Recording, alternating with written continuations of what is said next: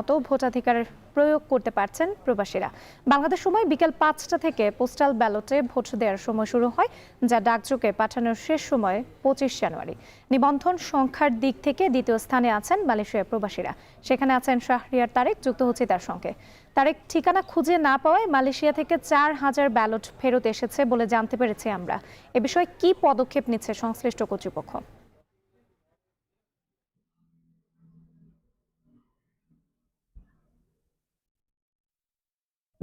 রাত্রি মূলত আপনাকে যদি বলি আসলে কি কি সমস্যা হয়েছিল এখানে, যে যে সমস্যাগুলো আসলে হয়েছিল, পোস্টাল ব্যালট গুলো যখন আসছে তখন আসলে ঠিকানার কিছু জটিলতা আছে। এখানকার স্থানীয় যে কুরিয়ার সার্ভিস আছে তারা যখন প্রবাসীদের ঠিকানায় গেছেন, সেই ঠিকানাগুলো অসম্পূর্ণ ছিল। তো অনেক ক্ষেত্রে আমরা এরকম অভিযোগ শুনেছি যে কুরিয়ার থেকে ফোন দেওয়া হয়নি, কিংবা ফোন দিলেও আসলে তারা ফোন রিসিভ করতে পারেননি। এ ধরনের বিভিন্ন সমস্যার কারণে আসলে এই ব্যালট গুলো ফেরত গেছে। তবে এখন যেহেতু আপনি জানেন যে ২৫ তারিখের মধ্যে সাধারণত কুরিয়ার সার্ভিসের মাধ্যমে এই যে ব্যালট পোস্টাল ব্যালট যেটা এটা প্রেরণ করতে হবে ঢাকার উদ্দেশ্যে। সুতরাং এখন আসলে পুনরায় বাংলাদেশ থেকে আর নতুন করে ব্যালট পেপার পাঠানো হবে না। তবে এখানে একটি পরামর্শ দেওয়া হচ্ছে যে এখনো কিন্তু প্রবাসীরা শুনছিলাম যে তারা তাদের ব্যালট পাননি। তাদেরকে যে পরামর্শ দেওয়া হচ্ছে যে তাদের নিকটবর্তী যে পোস্ট লাজুর যে অফিস আছে সেখানে তারা যোগাযোগ করে তাদের ব্যালটটি সংগ্রহ করতে পারেন। এরই মধ্যে নির্বাচন কমিশন থেকে যে ঘোষণা দেওয়া হয়েছে যে ২৫ তারিখের মধ্যে দিতে হবে ভোটটি। সুতরাং হাতে খুব বেশি সময় নেই, আর ৪ দিন সময় আছে।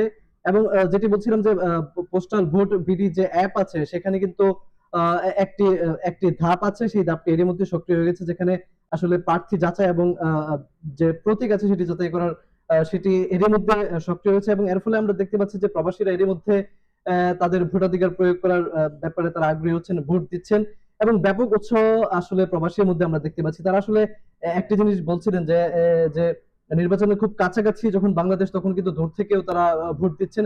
এবং তারা এটি বলছেন যে বাংলাদেশের যে ভোটাররা আছেন তাদের আগে থেকেই আসলে তারা ভোট দিতে পারছেন। পোস্টাল ভোট নিয়ে যদি একটু বলতে চাই, যে পোস্টাল ভোট নিয়ে কিন্তু প্রবাসীদের মধ্যে ব্যাপক একটি সাড়া আমরা দেখেছি। ব্যাপক প্রচারণা চালিয়েছেন তারা আসলে গণভোটের পক্ষে বিপক্ষে দেখা গেছে। সব মিলিয়ে প্রবাসীরা আসলে এই সময়টির জন্য অপেক্ষা করছিলেন, যেটি আসলে এখন এর মধ্যে শুরু হয়ে গেছে। আর ৪ দিনের মধ্যে আসলে তারা তাদের যে ভোটাধিকার প্রক্রিয়া সেটি সম্পূর্ণ করে পোস্টাজোতে তারা আসলে জমা দিবেন। আরেকটা বিষয় একটু উল্লেখ করে রাখি যে এই যে ভোটাধিকার যে প্রক্রিয়া আছে সেখানে কিন্তু প্রবাসীদের আসলে কোনো ব্যয় করতে হবে না, অর্থাৎ একদম ফ্রি। তারা তাদের যে পোস্টাল সেটি আসলে পোস্টাজোর কোনো একটা অফিসে তারা আসলে দিতে পারবেন। তো রাত্রি এই ছিল আসলে মালয়েশিয়া থেকে আমার কাছে।